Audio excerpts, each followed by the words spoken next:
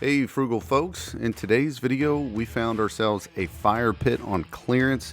These are normally $78 and they had them on sale for just 31 bucks. So we went ahead and grabbed one, brought it back home. Figured it'd be nice to replace our old fire pit in the backyard, as it's, you know, quite rusted.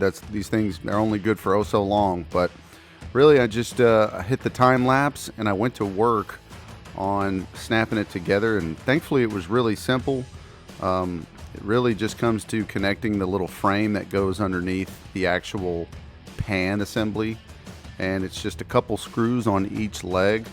Here's a shot of the owner's manual in hopes that it might help somebody out there that might have one of these Mainstays fire pits. But all in all, it was really quick to put together.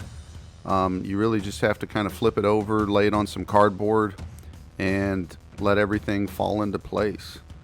But just 2 screws on each leg, and that pretty much did it. So hopefully this video gave some insight on this Mainstays fire pit. And if you see one sitting in the clearance section at your local Walmart, be sure to grab it. As I mean, we've had this thing for a while now. I've put it through the paces, and it is a good little fire pit. Has that cage on top so you can contain the flames and the debris. Whether you're burning trash or you're burning wood for an evening entertaining friends, this is a great little value fire pit to have in the backyard. And I like the square design of it. I think it looks pretty good. But all in all, I'm going to give this a thumbs up. Appreciate you guys watching as always. And stay frugal, stay kind, and we'll see you on the next video. Take care.